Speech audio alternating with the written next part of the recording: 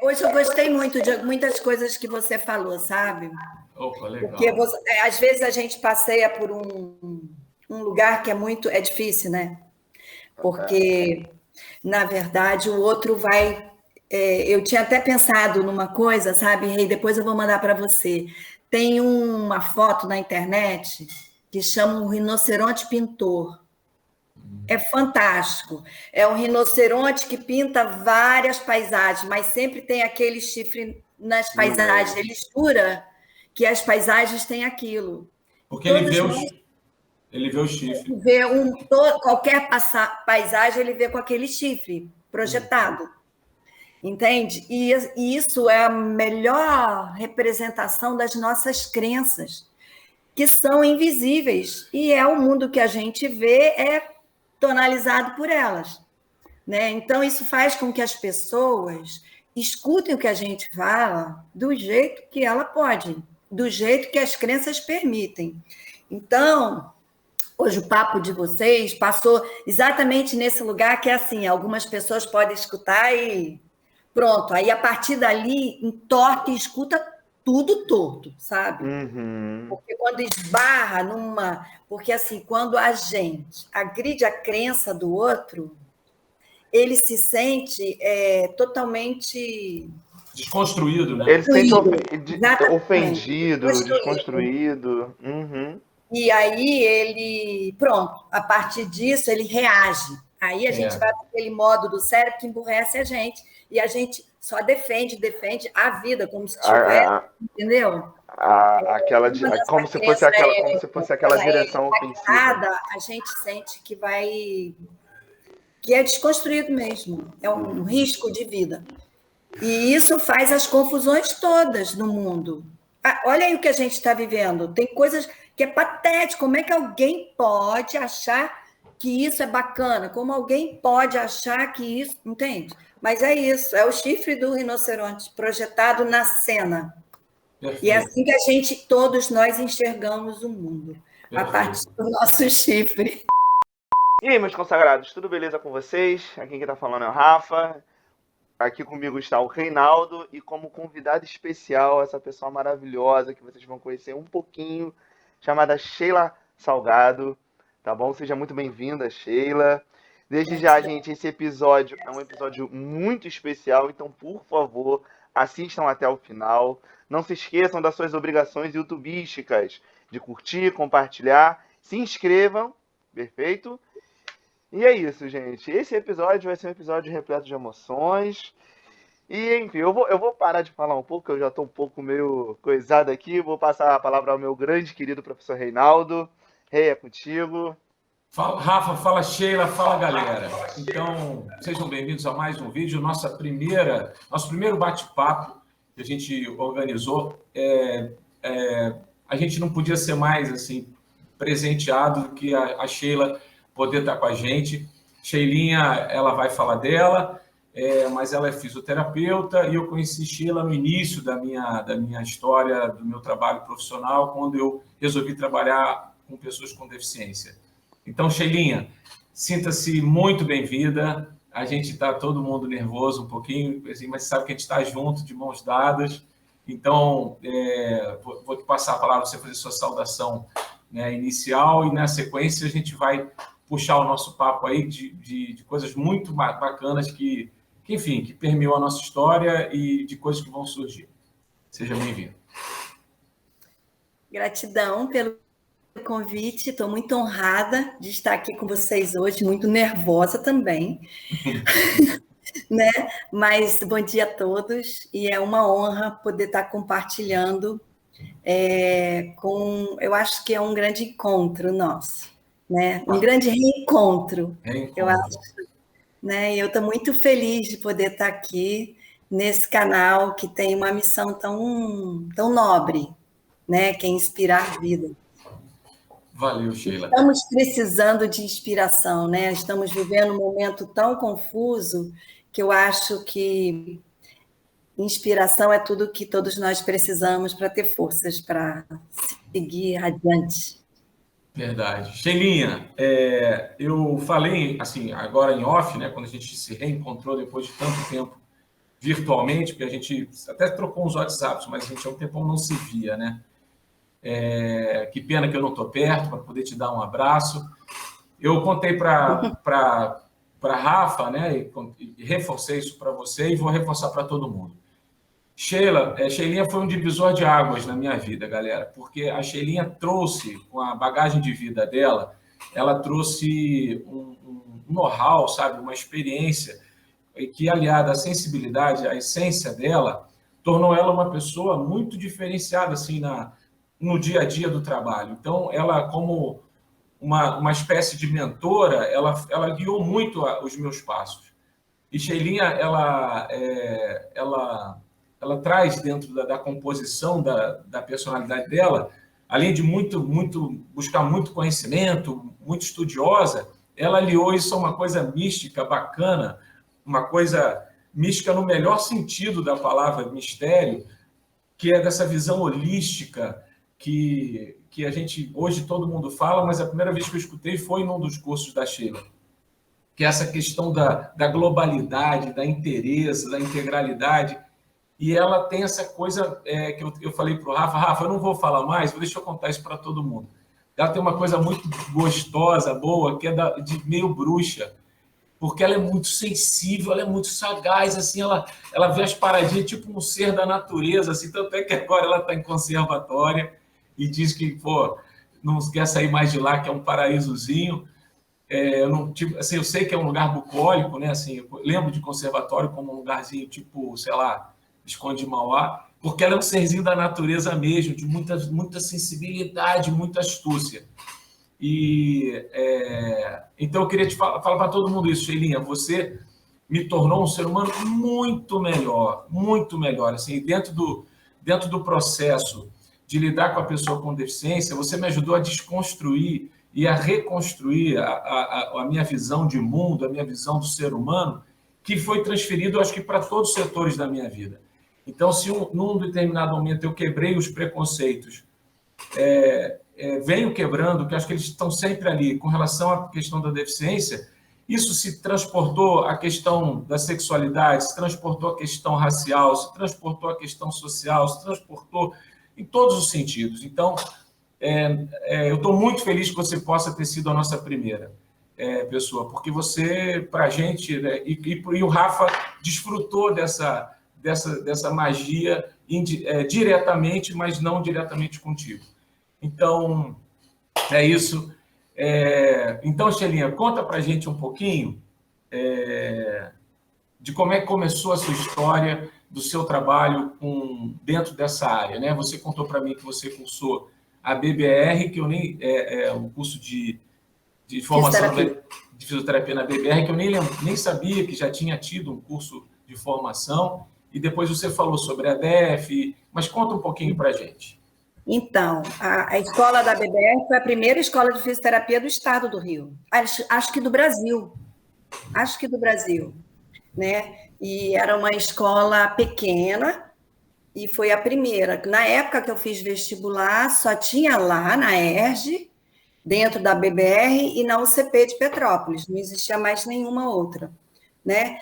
Então, ela foi criada para poder formar os profissionais para trabalhar na BBR. A BBR trouxe alguns terapeutas de fora do país, e acho que a BBR, eu não sei, eu não me lembro mais se foi a BBR ou a ERJ. Acho que a BBR foi fundada no ano que eu nasci, em 1958. Né? E lá eu achava que eu fui descortinada na BBR, porque foi mágico, sabe? Assim, foi um grande divisor de águas quando eu me ingresso na minha escola, na BBR. Fiquei encantada, porque eu acho que a nossa vida é feita de encontros, e eu sempre tive muita sorte na vida. Eu sempre encontro pessoas fantásticas, que vão cada vez mais me mostrando esse mundo maravilhoso que a gente vive, né? O mundo é plural, eu acho que a grande riqueza do mundo é a diversidade. Toda vez que a gente quer fazer assim uma monocultura na vida, sabe?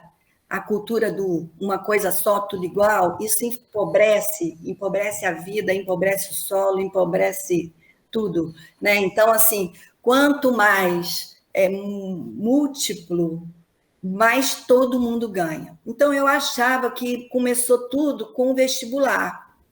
Até que um dia, dando um curso pelo CVI para os professores da rede, porque o CVI, nós trabalhamos 5 anos. Quando começou as crianças com deficiências maiores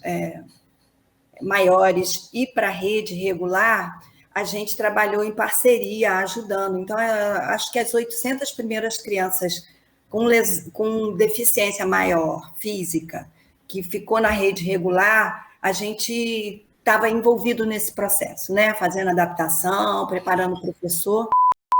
Da educação que você deu, o curso, esses regulares. Então, assim, um dia eu preparando uma vivência, sabe, com os professores, para aplicar com os professores, eu me deparei da minha história que eu não me lembrava. Então, na alfabetização, eu estudei com o Serginho, que tinha síndrome de Down, porque ele era filho da minha alfabetizadora, que era uma pessoa que eu nunca esqueci, uma pessoa mais maravilhosa.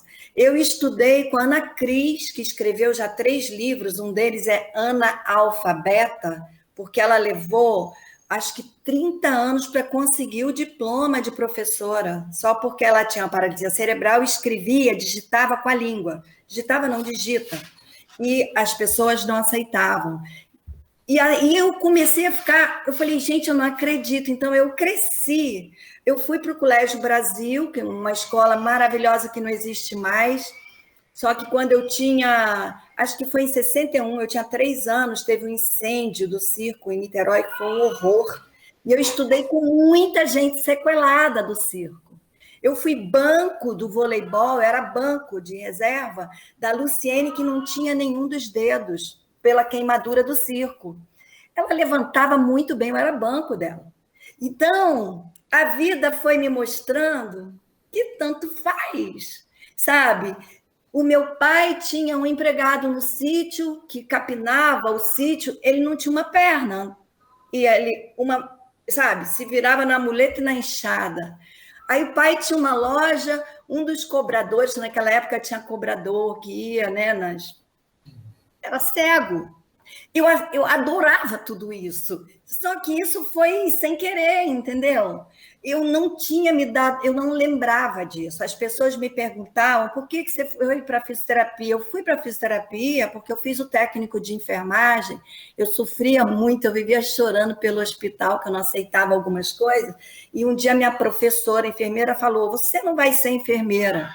Nesse momento e tal, ela estava muito revoltada naquela época. A enfermagem não tinha o suporte que tem hoje, a profissão não tinha as coisas que tem hoje. Você tem cara de fisioterapeuta. Eu fiquei toda, o que é isso? Eu nunca tinha escutado falar. Então, eu cheguei na BBR, assim, ó, pã, igual um ET, sem saber. Eu fui porque a minha professora, eu fui lá, visitei, gostei, fiz vestibular e entrei. Né? E assim, hoje eu faria a mesma coisa. Eu fui muito feliz, mas desde antes eu tive grandes encontros, sabe? Como com o Reinaldo, talvez com o Rafael, eu não sei, eu acho que com o Rafael, a gente vai descobrir depois. Então, eu sempre encontrei pessoas lindas, pessoas que me mostraram que é muito legal poder fazer diferente. Mas olha que fantástico, né, Sheilinha? Desculpa, assim, só fazer um comentário. Você, que eu brinquei, mas falei muito sério, que você tem esse lado bruxinha, né? Esse lado forte demais, a tua... esse lado místico. Mas ela tem uma coisa assim de... Parece uma coisa meio mágica mesmo, assim, que ela saca as coisas, as entrelinhas, as vibrações. É porque acho que a sua formação, Sheila, eu não sei até que ponto ficou assim... Foi muito fisioterapia, mas depois você também, essa coisa assim da terapia corporal, de você entender bem melhor essa questão energética, que sai um pouco da coisa um pouco assim clássica acadêmica, né? Sim. Mas assim, com você, você aguçou muito a minha sensibilidade, assim, você falou, caramba, lá, já formada no CVI, quando eu fui dar um curso, já estava na condição de dando o curso, então já tinha uma estrada, é que você foi fazer o paralelo, que foi lembrar das pessoas, né? Das suas colegas de sala de aula, né? Foram fundamentais na minha formação. Fundamentais. Então, assim, você mais do que ninguém sempre falou para mim, desse seu jeito que eu acho mal barato e gostoso, que as coisas não são por acaso, né? Elas estão lá dentro, estão na tua vida, estão no teu interior. Essas vivências, Rafa e demais pessoas que estão vendo a gente. Os cursos da Sheila, que eu fiz 2, um deles a gente tinha muita vivência. E essas vivências são fantásticas. Eu tentei, Sheila, na área da educação física, fazer isso algumas vezes, de alguma forma, com os meus alunos, nunca foi muito como eu queria. Mas sim, essas vivências, galera, para vocês entenderem, quando ela falou fiz uma vivência, é porque a Sheila, ela, quando está dando um curso, ela para um propósito, se eu estiver errado, você me corrige, Sheila. Ela pensa numa vivência, que é uma dinâmica, vamos dizer assim, para as pessoas visualizarem. E ela propõe essa vivência para a galera, né? Então, assim, no curso que eu fiz com Sheila, que ela falou das colegas dela da sala de aula, a gente teve uma menina que, quando adotou uma posição mais fetal, ela falou de um desconforto na perna, né? Que a gente são palavrinhas que eu falava muito para as pessoas, meus amigos na época, né? Sensação. Sensação. Depois das vivências, a gente faz uma roda e sensação. E nessa sensação a gente fala o que sente, né? Quase que uma coisa meio psicanalítica. Aí a menina falou, não, tá, foi assim, foi tal, e eu senti um desconforto aqui na canela. Rafa e a galera, por isso que eu falo que ela é meio bruxinha. Ela falou assim, você é gêmea? Nasceu com uma... Assim, você é gêmea? Ela, sou. A menina ficou surpreendidíssima. Aí a Sheila falou assim... Aí a menina assim, mas por que você está sabendo que assim, isso não fazia parte, né, de preenchimento de cadastro? Você tem irmão gêmeo? Aí Sheila, sabe por quê? Não foram com essas palavras, mas foi tipo assim... Aí você falou para ela assim, não sabe por quê, fulana? Porque é muito comum, quando a gente tem faz essa vivência de tentar viver a questão fetal, há uma regressão. E você provavelmente encostava a sua canelinha de esquerda na canelinha esquerda da canelinha da sua irmã. E aí, você, quando se viajou novamente para dentro do útero, você teve a sensação do toque, e isso, de alguma forma, te remeteu. Então, assim, essas vivências, cara... Não, então deixa eu contar mais uma. Dela. Teve uma vivência que Sheilinha propôs no curso, que era assim, galera, tentando ser rápido, né? A gente botava um adesivo de uma cor na testa. Eram 4 cores. E no canto do salão onde a gente fazia o curso, que era o espaço de trabalho dela, em cada canto tinha um sinalizador da cor. Tinha um vermelho, amarelo, verde e azul, por exemplo. E os adesivos eram dessas cores. E aí a gente não vê. A Sheila, ela que era a mediadora, a facilitadora, ela só botava o adesivozinho na nossa testa e a gente não sabia a cor do nosso adesivo. E a regra, toda vivência tem regras, tem orientações, né? E aí a orientação era, a partir de agora, vocês não podem mais falar e jamais, né, tipo assim, dizer a cor do outro. Isso fazia parte da brincadeira, dessa vivência. Então, tinha no espaço umas 20 pessoas, aproximadamente 5 pessoas com cada cor, acho que era sempre, né? 20 dividido por 4, 5, então 5 pessoas com adesivozinho verde, 5 amarelo, correspondente a essas cartolinas no canto da sala.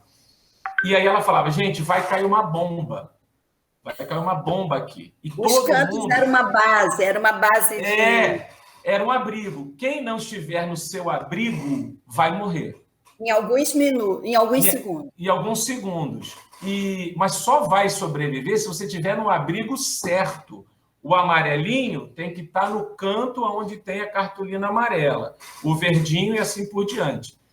e aí vai em alguns segundos. Aí eu não lembro, aí eu não sei se eu criei isso, mas eu sei que eu acho que a Sheila fez alguma coisa assim, tipo um sinal de alarme de ataque aéreo, assim. Tinha uma Tinha um áudio. Tocava uma sirene. Uma lanterna que tinha uma sirene. Uma sirene. A sirene igual dessa que a gente vê em filme de Segunda Guerra Mundial.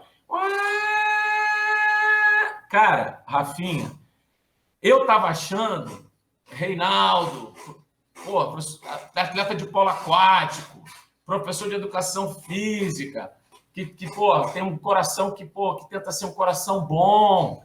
O histórico de atleta. Histórico de atleta. Aí, meu irmão, quando tocou a sirene, vocês iam ver, se tivesse câmera, o Reinaldo assim, no meio da sala. Aí eu não conseguia salvar ninguém, mas a vivência, para ficar gostosa, você tem que mergulhar, né? Você não tem que ficar racionalizando. Mergulha. Então eu mergulhei que ia cair uma bomba, meu. Eu não consegui salvar ninguém, não consegui fazer nada, de repente, assim, eram poucos segundos. Alguém me pega pelo braço, que eu não pude, como eu não podia falar, e me bota no meu abrigo. A pessoa me botou lá no correspondente, o meu adesivozinho era amarelo, me botou lá no amarelo. E eu não consegui sair do adesivozinho amarelo, tipo assim, já sei que aqui é amarelo, deixa eu salvar outros, que agora eu já sei como é que pode fazer. Eu pego o verde, levo no verde, eu pego o vermelho, levo... Fiquei eu no meu abrigo amarelo, cara. E aí acabou a vivência. Quando foi sensação, eu fiquei chocado com a minha reação, com a minha não reação, entendeu?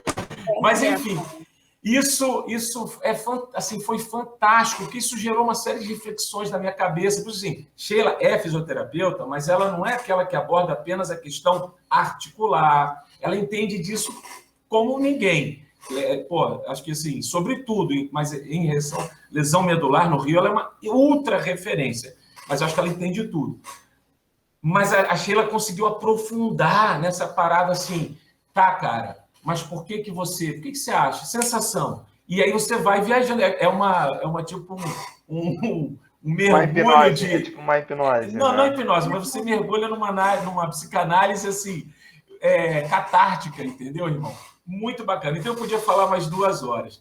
Mas, enfim, só falar da vivência dela, que é isso. Então ela propôs uma vivência, e na vivência ela se remeteu à história de vida dela. Então, assim, ela me mostrou que nada é por acaso. Então ela falou assim, cara, eu parei na fisioterapia e eles já estavam comigo. Então já falei demais, Sheilinha, mas eu tinha que compartilhar.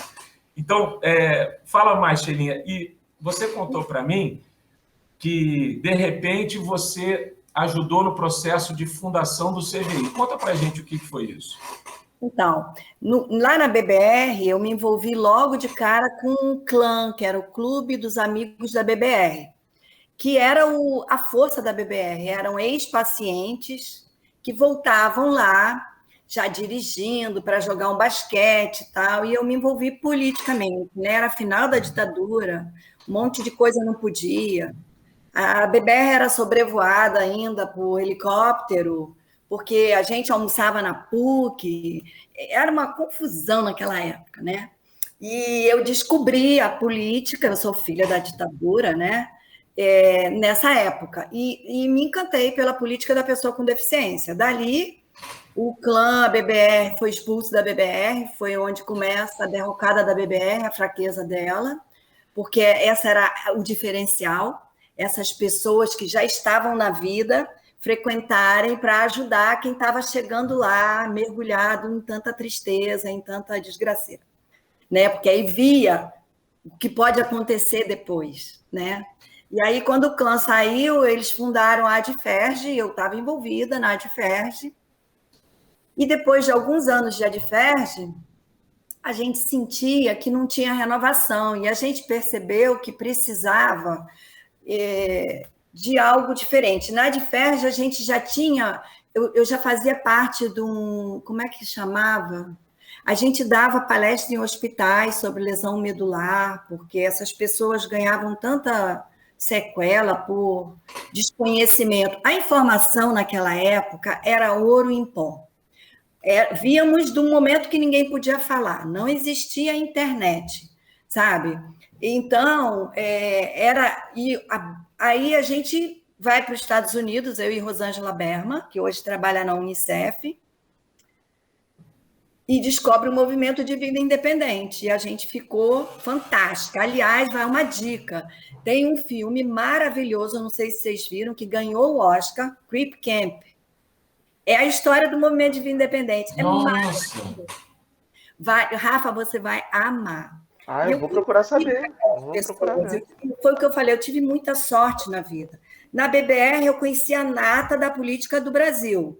Pessoas que desenvolveram muitas coisas, muitas leis. Eles eram jovens, recém-acidentados, mas hoje são pessoas que estão em vários estados, né? Porque a BBR vinha gente de todo lado para se tratar ali.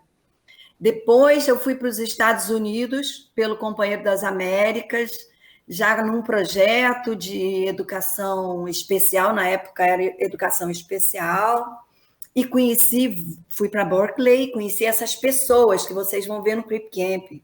Judy Hillman é uma fantástica. Aí depois eu me apaixonei, voltei para os Estados Unidos para namorar o Tim. Ele morava em Berkeley. E aí eu fui atendente da Judy Hillman. Então eu precisava ganhar algum dinheiro, eu fui atendente de pessoas fantásticas. Uma delas, a Judy Hillman, sabe? Vocês vão ver no Crip Camp, ela é danada, ela continua danada até hoje. Mas, Sheila, fala pra gente, a gente vai ver depois, mas quem é a Judy Hillman? Então, a Judy Hillman é o início do movimento de vida independente nos Estados Unidos, no final dos anos 60, né? Porque, por causa das guerras, essas pessoas que voltavam da guerra do Vietnã e tal, tinham alguns direitos garantidos, porque o país sentia que devia a elas. E podiam ir para a universidade, podia um monte de coisa. Mas o pessoal que nascia com algum problema físico, sensorial, não tinha direito a nada. A Judy é de pólio, sabe? O Ed Robert, que não está mais aqui entre nós, de pólio. Então, no Crip Camp, vocês vão entender, o movimento de vida independente foi o movimento daquelas pessoas com deficiência que estavam... que não à margem, não tinham os direitos que foram conquistados pelo pessoal de guerra, porque tinha um compromisso moral com essas famílias e com essas pessoas, o país, entendeu? Sheilinha, que loucura, né? O país é tão... Às vezes as políticas públicas são tão loucas que eles conseguiram diferenciar. Não, esse aqui foi para a guerra, é um herói americano, tem direito. Agora, aquela outra ali que sofreu um acidente, não tem... As coisas são tão insanas. E assim, para você ter direito de ir para a universidade naquela época, nos Estados Unidos, você tinha que ser independente fisicamente. Então, as pessoas que eram mais comprometidas não tinham direito. Então, aí nasceu o movimento de vida independente. O movimento de vida independente é você não ter que ser capaz de fazer tudo por você, mas você ter capacidade, poder de gerenciar a sua vida e os seus desejos, mesmo que você tenha que contratar alguém, né? Então, o movimento de vida independente foi um movimento que nasceu daqueles mais comprometidos. Quando eu vivi em Berkeley, eu fui morar lá por causa do Tim, eu morava em São Francisco. Gente, eu ficava louca, eu ia para Berkeley todo dia. É um lugar que tem um monte daqueles tetras de cadeira de sopro, eles vivem sozinhos, a casa toda ligada numa central, que se acontece alguma coisa, dispara uma sirene. Eu ia atrás deles igual uma boba, para ver o que... Eles iam para o mercado, eu ia, assim, disfarçando, mas eu ficava encantada. Então, eu tive muita sorte na vida, a vida foi me mostrando desde o início da escola. Né? Então, voltando um pouquinho, a escola inclusiva é a base de uma sociedade mais humana e mais justa. A gente aprende coisas que a gente nem sabe que aprendeu, entendeu? E a gente vai ver esse mundo de uma forma mais plural, e essa é a força. Então, assim, a sociedade mais madura, ela tem sim que se responsabilizar pela fragilidade, Não porque ele é fraco, porque ele precisa descobrir a força que ele tem. E aí transformar essa sociedade num lugar mais maravilhoso, porque você pode ter uma limitação física, mas a sua deficiência é o produto da sua limitação com o ambiente. Se o ambiente tem zero de... Repete isso, por favor, Sheila. Repete essa frase com calma. A gente tem uma limitação física. Todos nós temos. Né? Aqui, lá, acolá, sensorial, mental, enfim, ok.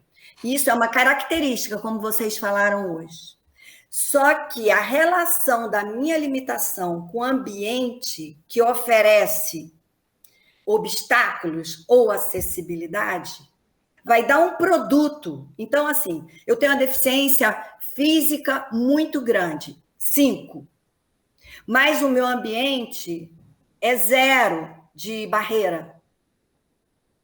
O resultado é 5. Eu tenho uma deficiência de 2, pequena, mas a minha barreira é 5. Eu vou ter uma deficiência 10 de grau de dificuldade. Então, o grau de dificuldade é esse produto da minha limitação em relação às barreiras que o mundo coloca. Eu não escuto, ok, mas se o mundo traduz para mim na minha linguagem, que é a linguagem de sinal, eu não sou surdo. Assim, eu não sou surdo. Eu posso ouvir a vida de uma outra forma. Eu escuto o que estão falando. Exato, eu participo. Eu falo, né? Se eu não enxergo e eu tenho uma audiodescrição, eu posso ir em qualquer lugar. Eu posso ir assistir uma exposição. Teatro.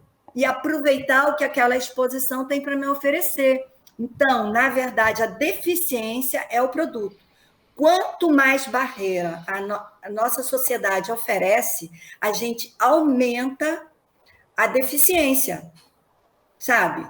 E o mundo é que perde, e é o mundo é que perde. E o mundo que perde. Eu achei tão fantástica a sua fala, Sheilinha, por isso que eu pedi para repetir, para todo mundo que nos ouve, apesar que hoje em dia o YouTube volta quantas vezes quiser, né? Mas é que eu fiquei com um instante com a televisão na cabeça, né? E não com o YouTube, parecia que isso ia passar batido. Mas essa definição de deficiência, assim, esse entendimento de deficiência é fantástico. Uma coisa é a sua limitação. Agora, se o ambiente te permite, a deficiência pode ser neutralizada 100%. Então, isso isso é libertador, né, cara? E é muito bacana o que você fez. Eu fiquei encantada com a história do arquivo, né, da sua equipe. Pronto, acabou a dificuldade, sabe? Tem pessoas que não podem agachar, sabe? Não precisa ter uma deficiência. Basta ter um pouco mais de idade, né? A nossa vida tem um ciclo. E todos nós nascemos totalmente dependentes. A gente é o bicho mais dependente por mais tempo, né? Para poder ser construído pela relação. Né? E durante esse ciclo da vida, alguns vão ter um ciclo curto, outros vão ter um ciclo longo. Podem acontecer muitas coisas que podem deixar marquinhas, né? Às vezes a gente tem marcas, cicatrizes físicas, sensoriais, né? Mas todos nós, e quem vai viver esse ciclo longo, claro que vai ter perdas. Então, a nossa sociedade ela tem que pensar em todo esse ciclo que qualquer pessoa tem direito, né? Então, existem perdas naturais. A gente vai perdendo o neurônio, todo mundo, sabe? Faz parte. Às vezes a gente perde tanto que deixa uma marquinha, né? E aí a gente tem que se adaptar. Então, eu acho que assim, o grande convite dessas marcas da vida é querer tirar da gente a virtude da resiliência, né? Que é a gente poder criar uma forma diferente de eu poder me adaptar àquilo e construir uma outra forma de fazer aquilo. Então, todo mundo tem essa capacidade, mas às vezes ela está dormindo, Por isso que eu acho que é muito legal essa iniciativa de vocês. E a força do movimento de vida independente, Rafa, é essa: é o suporte entre pares. São pessoas. Hoje você falou, eu assistindo você, e é verdade. Eu me lembro no CVI, eu recebia crianças pequenas, bem pequenas, que a rede trazia. E às vezes eu estava com eles no deck. O CVI era um lugar muito especial, tinha uma árvore linda, um deck de madeira, e quando eu estava atendendo a criança, às vezes o Geraldo, que é advogado, que é paraplégico, vinha todo bonito, quando ele parava de carro, tirava a cadeira, as crianças ficavam em estado de choque olhando. Ali ele podia se espelhar, porque a criança se espelha nos pais, nos professores. Mas quando você não encontra ninguém como você, às vezes é difícil você ver um futuro promissor. E quando a criança viu o Geraldo chegando para trabalhar de terno, abria uma possibilidade de um futuro como o do pai dele, por exemplo, ou outra coisa, ou como do tio, do padrinho, enfim. Então, essa é a força do movimento de vida independente. O serviço mais importante é o suporte entre pares. E hoje, com o Instagram, com o YouTube, isso acontece. É o que vocês estão fazendo. É um suporte entre pares. O Reinaldo como educador, o Reinaldo como pai, o Rafa como uma pessoa que tem um jeito um pouco diferente, né? Então, todos nós são esses encontros que fazem a gente acordar esse potencial que todo mundo tem dentro, né? Então, Fantástico. Sheila, Fala aí, Rafa. foi em 89 que a gente desliga da Adferge e cria o CVI para poder criar serviços, para poder. A gente acredita que para você voltar ou conquistar um lugar nessa sociedade que não é do jeito que deveria ser ainda, mas já melhorou, mas tem muito para andar, né? A gente precisa estar muito forte. Então, assim, o Rafa, eu já vi o Rafa falando, quando você tem pais porreta, entendeu? E que investe, porque às vezes a superproteção, eu entendo como mãe, mas às vezes ela enfraquece, né? Porque quando eu superprotejo a cria entende que ele é menos, que ele não tem força. E esse é um lugar muito tênue, né? Assim, o que é proteção, o que é superproteção e o que é exposição demais. Por isso que é muito importante, eu acho que essa é a força do Reinaldo como educador, é o coração. O coração mostra para a gente, se a gente faz contato com o coração do outro, o limite do outro, o que o outro pode ouvir hoje. O que o outro... Porque qualquer palavra, ela pode iluminar ou ela pode ferir, sabe? Ela pode ser um diamante, mas se eu taco o diamante na cara, eu vou machucar e não vou refletir o brilho que o outro tem. Então, eu acho que é bom o rei ser chorão, sabe, Rafa? Essa é a força dele, porque quando a gente deixa de se emocionar na vida, conta que a gente criou uma casquinha e a gente vai perder muita coisa maravilhosa. Se me permite falar, eu falo tanto do rei, eu tô aqui chorando. Porque, assim, essa parte que você falou essa parte que você falou de que a pessoa não tem deficiência, mas sim o lugar que promove a deficiência, é o fruto, né? Assim, as pessoas podem tirar essa deficiência. Tipo, como o exemplo que eu dei no meu trabalho. Eles alteraram o ambiente. Às vezes o ambiente não precisa ser alterado. Se a pessoa souber usar as palavras, aquela limitação que você tinha, ela se torna nada.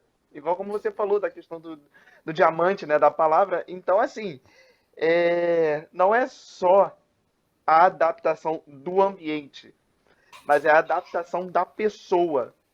É a adaptação da pessoa com um todo, com a empatia, com a humanização, com o entendimento da responsabilidade que ele tem com o próximo, como você mesma falou. Somos pessoas dependentes, somos o ser mais dependente que existe. Interdependentes. Então, assim, a gente não vive sozinhos. Vivemos em sociedade. Então, eu tenho responsabilidade com vocês, eu tenho a questão do amor ao próximo. Assim, foi muito incrível isso que você falou. Entendeu? Eu não sei se essa entrevista ela vai tocar as demais pessoas, mas assim, eu tô muito feliz porque tocou a mim. Eu mesmo que vivo isso, nunca me deparei com essa questão. Sim, sim. Rafa, desculpa te interromper, é um pouco do que, assim, é isso que eu acho que fiquei tão assim, amarradão na minha relação com Sheila, que ela conseguiu dar esses toques, entendeu? Em outras palavras, assim, o que o Sheilinha falou hoje é que não é a pessoa que tem... O mundo é deficiente, né? Em outras palavras, não é a pessoa que tem literalmente uma deficiência. O mundo é que não está preparado para ela, não só as barreiras no trabalho, as barreiras na calçada. Se o mundo é que tem que ser modificado para que essa pessoa viva plenamente, porque o potencial dela está ali, né? Deixa eu fazer uma pergunta, Sheilinha. Só um minutinho, Rei, pegando carona no que o Rafa falou, porque às vezes a gente só pensa na barreira física, né? Mas a pior barreira é atitudinal, é a pior. Porque se eu falo, não, eu não quero, porque eu já julgo que isso vai ser ruim, pronto, entende? Então, às vezes, a gente faz até uma rampinha, às vezes a gente coloca até um sinal, mas se o que a gente precisa lutar não em quebrar, mas em dissolver, é a barreira atitudinal, entendeu? É a gente poder olhar e ver a riqueza que é quando a gente consegue viver com aquele que é diferente de mim. Porque se eu só vou, sabe, é igual a monocultura, gente, a mesma coisa. Se eu só planto soja, não sei quantos quilômetros de soja, eu mato a vida, eu empobreço tudo, o solo, eu mato a vida, entendeu? O bio, né? O eco, né? O eco. É a cultura que traz a vida nutrindo a vida, sabe? É a diversidade, porque isso vai alimentando. Então, assim, a gente tem que ter muito cuidado, porque a gente acabou focando na quantidade e o mais importante é a qualidade, não é a quantidade em nada, entende? Isso é história para boi dormir. Então, assim, eu acho que a gente precisa, cada um, hoje eu escutando vocês, cada um falando, né? Então, assim, a gente na época, eu acho que o Rei começou nessa época, ainda era integração social, não era? Mas depois virou inclusão. Pois é, porque a integração foi um degrauzinho. Eu reconheço que você é legal, então eu crio um espaço para você. É assim a relação, né? De cima para baixo. A inclusão, não. Eu reconheço que você tem o mesmo direito que o meu. Entendeu? Somos iguais, portanto, temos direitos iguais. Então, as leis existem para a gente tirar da invisibilidade qualquer parte dessa riqueza humana, né? Porque não é uma... Como que o Rei falou? Não é uma... Eu não estou dando... tem uma palavra que agora me falta. Não é prioridade. Privilégio e preferências. Privilégio. Não é um privilégio, é direito, entendeu? É claro que o direito de um adulto é diferente do direito de uma criança. Por quê? Já fomos crianças e sabemos que precisamos cuidar de algumas coisas que podem deixar marcas para sempre, né? E assim é tudo. Então, quanto mais uma sociedade se preocupar com todos, isso fala de uma maturidade dela, sabe? E a lei, ela às vezes obriga. A lei de Salamanca que obrigou as escolas a colocarem as crianças, e foi maravilhoso. No início todo mundo reagiu, esperneou, né? Agora a gente está vivendo um tempo que o nego está querendo dar espaço para trás, né? Mas não vai acontecer, não. Não vai. Não vai. Isso, eu vejo esse momento assim, sabe o tsunami, quando a onda recolhe? E daqui a pouco, quando ela voltar, a gente vai dar um salto e vai lá na frente. A gente está na fase que a água está... retrocedendo. Tá dando aquele passinho para trás para dar um impulso. Entendi. Porque a escola para todos é tudo de bom para todos. Porque a gente aprende, não é matemática, raiz quadrada, que pouca gente vai usar, só quem for para engenharia, pelo amor de Deus. Tudo bem, quem vai para engenharia é legal, mas todo mundo tem que estudar raiz quadrada, um monte de coisa. Mas tem um aprendizado que é para o resto da vida, que é convivência com o que é diferente, convivência com o que vai me mostrar que existem outros caminhos, caminhos mais amplos, caminhos mais estreitos, caminhos mais longos e caminhos mais curtos, ok, né? Mas fazer o caminho é o mais importante.